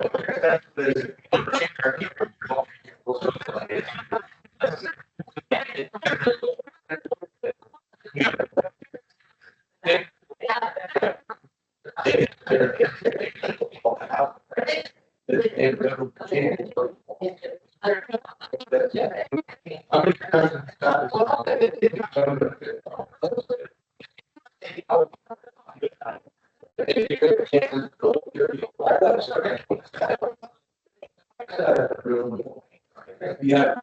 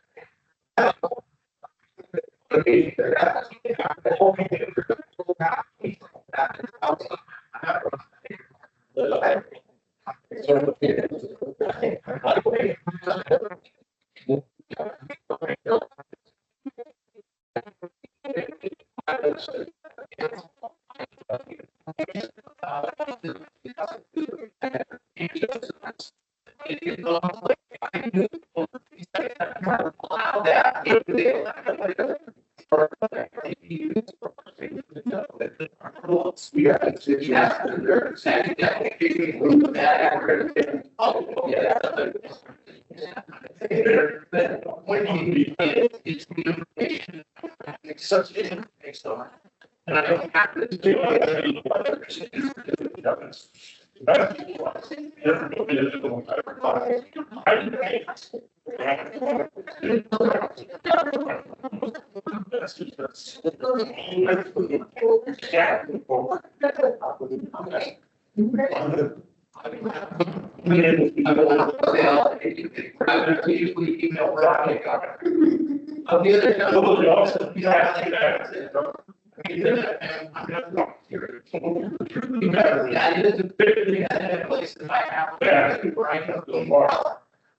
They don't, they're gonna go, oh, yeah. We all have. But keep in mind, send the homework. But my point is, they can't send that. And they call me. And in that particular bill, We're having this it's issue. not really understandable that the way it requires Smart firewalls. just regarding all the work. No, nobody else is around because we're requiring that. I can't because of being sorry. I can't turn it over to my logo. For me, you're that.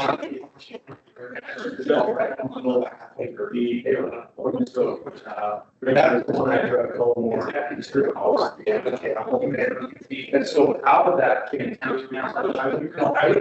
would be concerned with that after. That at least gave us a choice. We had to get allowed down to say, we still got to do stuff we don't want to do. But we were, and we have the same attitude. So the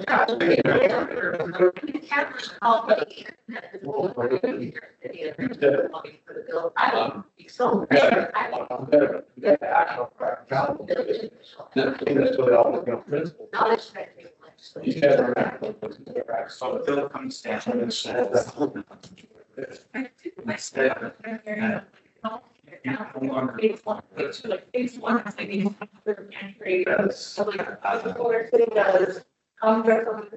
the other things, right, but I'm saying, now it's like me on effect. Other, of course, it has it, because some. On it.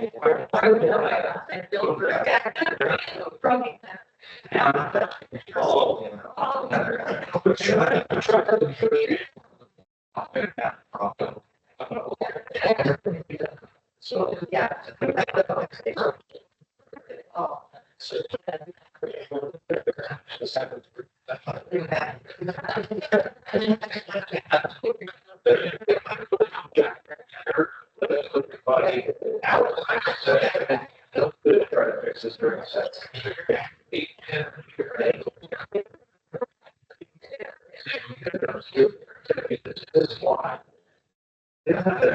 I mean,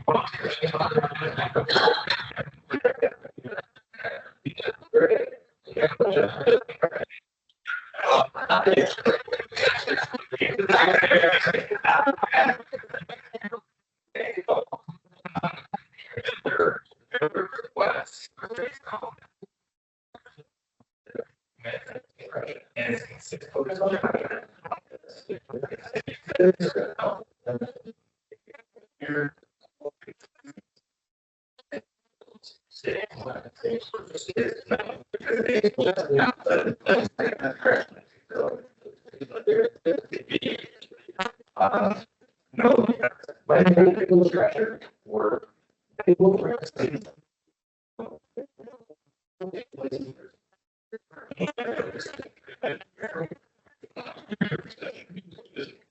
we're here. The opposite.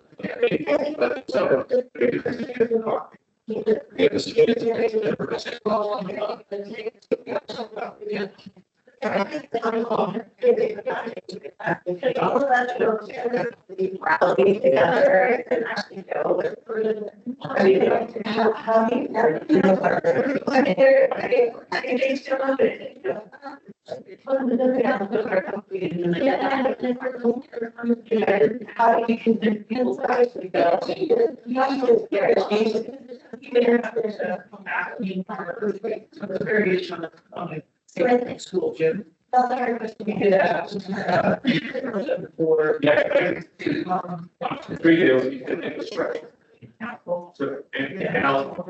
just gonna. It has to be, because there is a,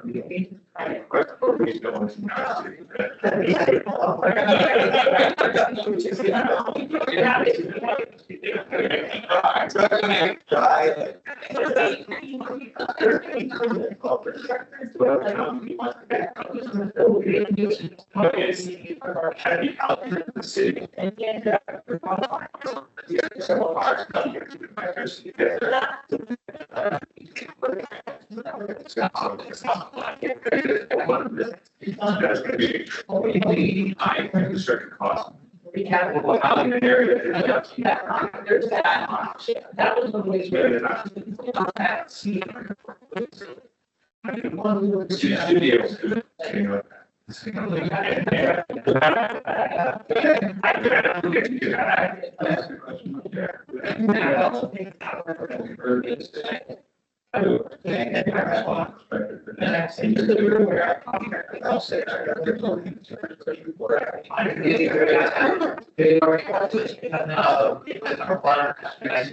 You're not taking water, it's in your step out, I can't change. This is a lot of this. I'm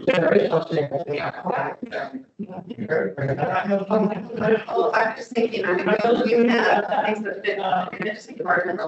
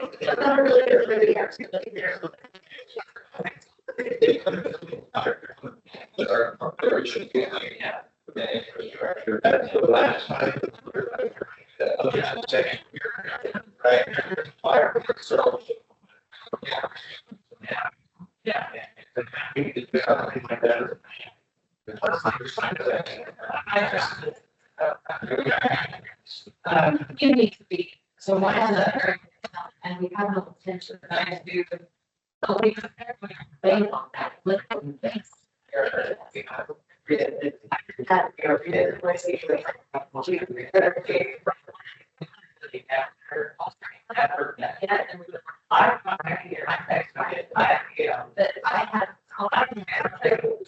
are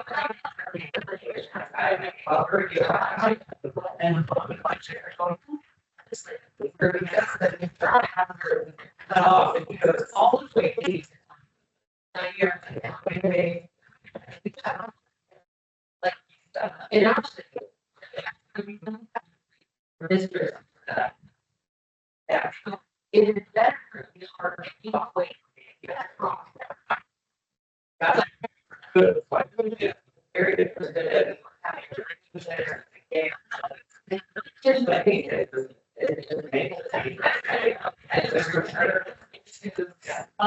People like me too. They're not really.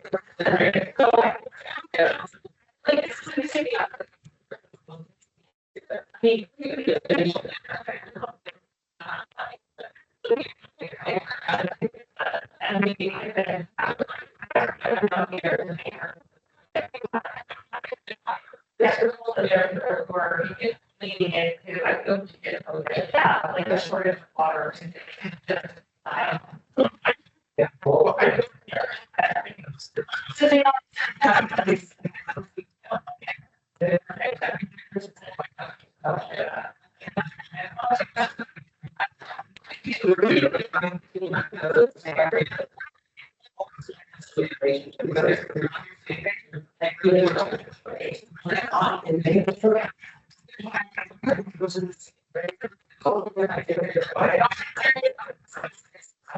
Oh my God.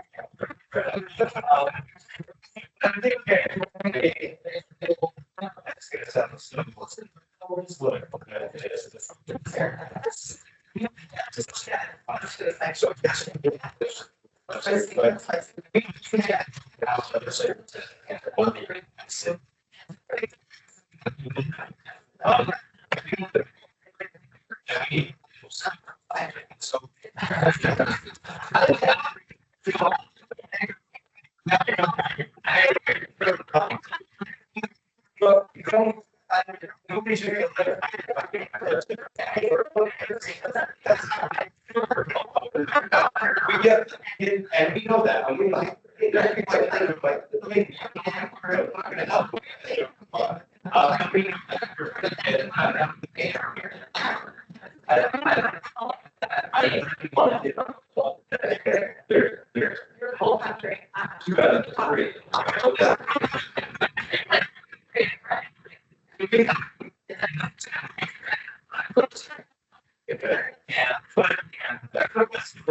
So I'm going to now.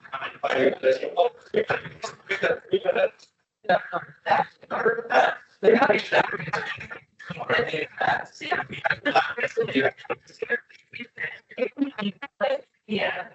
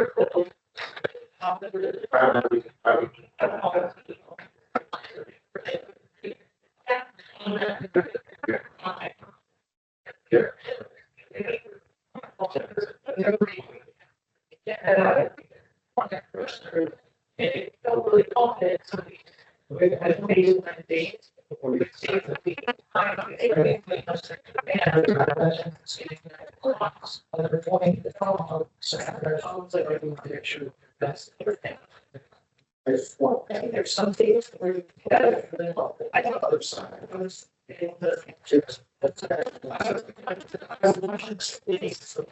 There.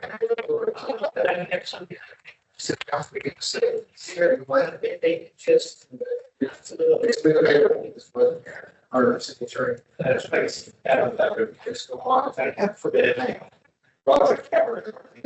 Where I think it's.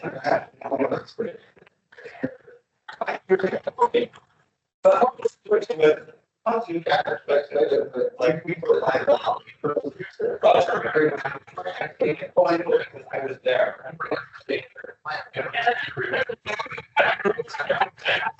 So we don't have to, so we can explain, you know, that.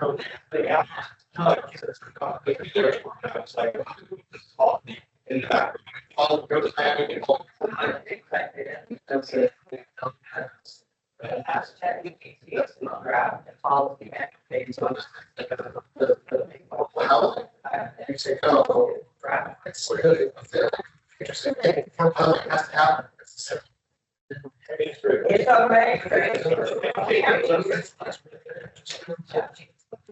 Yeah. So what let's do is call website about us.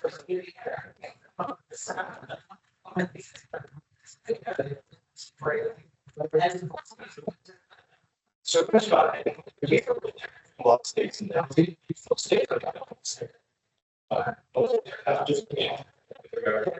so I don't think we need a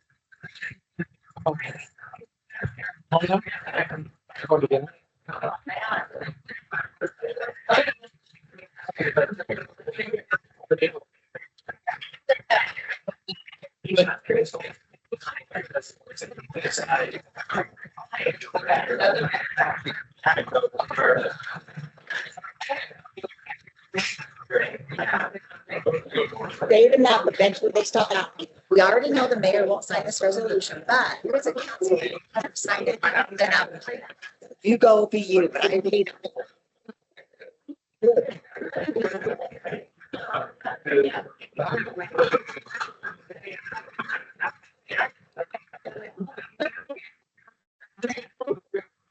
Right, we're gonna have other more discussion about our local discussion. You have a lot of time. And more discussion. Then closing, and then we'll get on. First of all, thank you everybody for the bigger discussion for the last hour and almost 10 minutes. We're not going to discuss it as a committee of the whole. We want to try to get out within the margin of error of 4:30. We'll have dinner. If you have additional thoughts in the next few days about these questions, grab a link down. You're taking copious notes in both corners, and then we'll report back to you about the general themes that we were hearing. In this corner, I spent most of my time over there. I didn't get to this one, so I'll get a debrief later. But there were a couple of questions that came up in that corner that I just wanted to address with everybody. Some people asked, like, do we know who the most bad actors are? We actually, as staff, put together the list of more than 10 options to discuss. Both groups only got 3. Of that list of more than 10 items, although one of them is more than 50. So in the last few months, the majority of board cities have been labeled as a quote unquote bad actor for one of the items that we had on the list. Now, I'm not saying you are bad actors, right? Because, you know, bad actor is somebody complains about something and then we followed up on it like, no, they're exercising their authority in a reasonable way. Is that a political liability? That, of course, will lead to the inevitable question, is my city one of them? I'm not going to answer that on the record. You're going to see us plenty of the next 48 hours. So we'll return and report on those pieces. But today was really about that intellectual exercise to help us stand up what our next steps need to be as an organization to better serve members and really stand up for local control in the most meaningful way possible. Are there, is Nick still here? You can step down. So dinner. What? Yeah, he did. Okay, so dinner tonight, Mayor, is at the Cliffside Restaurant in about an hour. And so we look forward to see you there. Are there any final questions from any board members about the exercise we just did or anything else to bring up while we're back together? I have something to bring up. Are you seeing Ted? People are saying his name, obviously. Go ahead, sometimes we can recross. I might not remember that. Their wife from Tori. You know that now, because we've talked. All right. Yep. Yeah, we can return to that. Any other thoughts? Thank you for being here for the next couple of days. I look forward to dinner. Mayor. Welcome. Is there a motion to adjourn? All right, motion is all in favor, say aye. Any opposed? All right.